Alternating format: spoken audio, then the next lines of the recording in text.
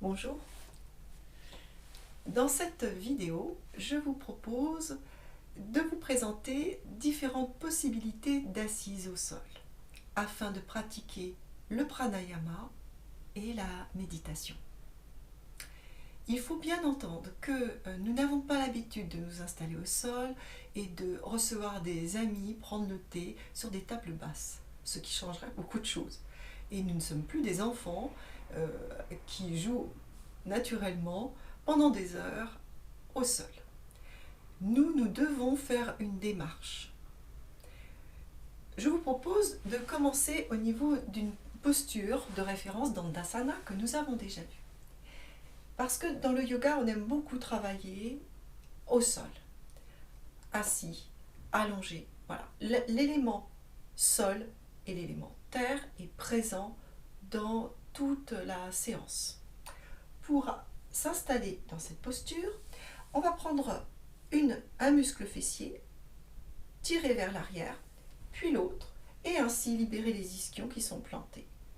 Ils sont enracinés vers la terre. À partir de là, le bassin est stable et la colonne vertébrale va pouvoir s'élancer vers le ciel naturellement. C'est ce point qui est important, naturel. Il y a une cambrure naturelle.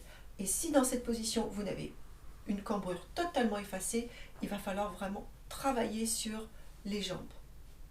Et mettre un support, on l'a déjà vu. Mais revenons à cette posture de base, vos sensations à partir de là.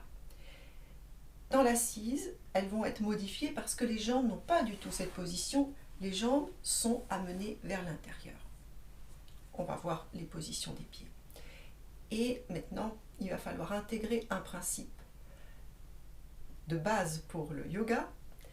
Nous sommes nombreux à enseigner différemment et se référer à des écoles différentes.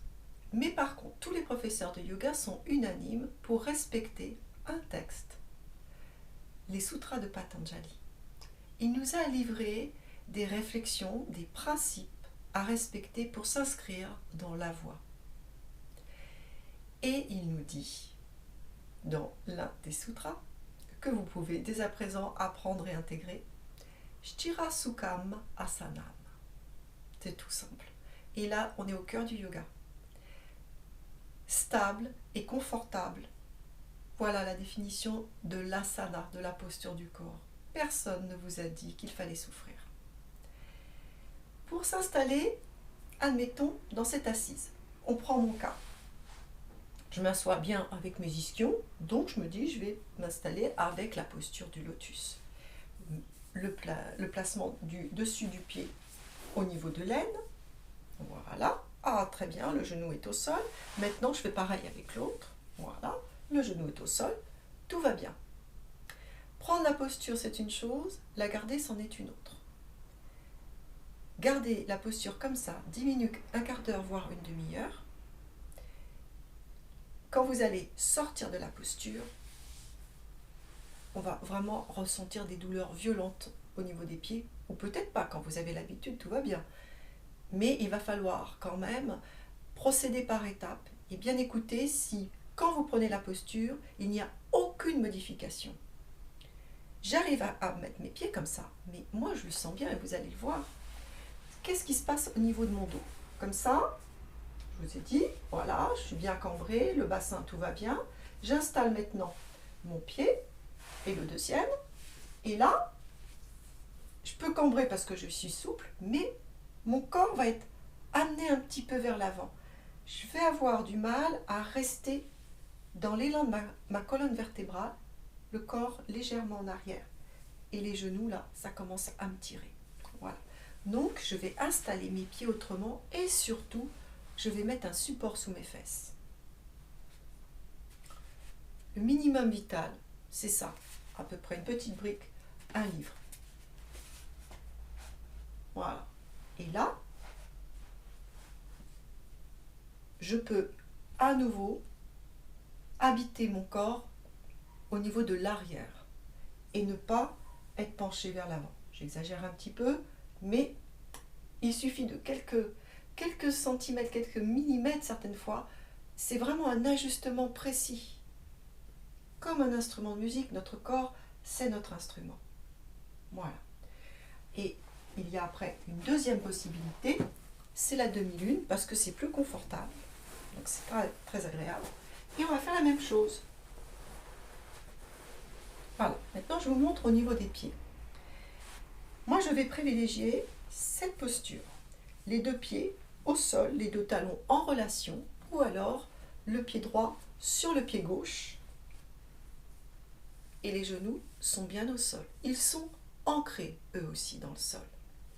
Et surtout, autre élément à vérifier, c'est la crête iliaque. Il faut que les pointes ici soient au-dessus des genoux. Dès que vous êtes assis et que les genoux sont comme ça, on voit beaucoup de photos comme ça, hein, des jolies filles ou des modèles masculins, mais avec les genoux qui remontent. Ben, c'est pas une position correcte. Assurez-vous d'avoir ce contact. Voilà. Et le corps légèrement en arrière. On va faire maintenant un autre test, parce que ce n'est peut-être pas la position qui vous convient. Il y a un autre coussin. Et ce coussin, ce zafou, se présente aussi généralement en 3 hauteurs différentes. Un peu plus bas ou un petit peu plus haut.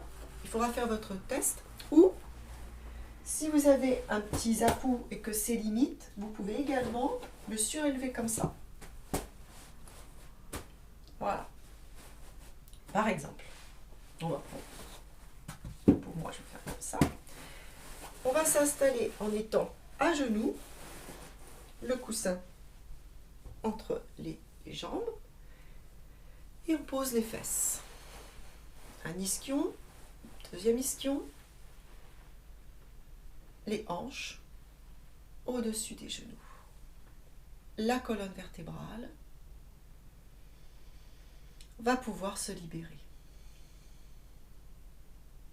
À partir de sa base, Muladhara, racine, comprenez bien sa valeur. Et à partir de cette base, les vertèbres s'empilent naturellement. On pratique l'assise après la séance d'asana. On a libéré les tensions musculaires. On a assoupli en profondeur. Et là, on peut véritablement apprécier les effets de cette assise. Travailler en douceur dans l'écoute de son corps.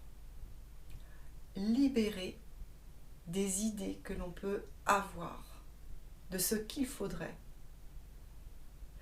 Alors que là, on a pris le temps d'écouter ce dont nous avons besoin. C'est le point de départ pour le progrès. Je vous souhaite une belle pratique. Namasté.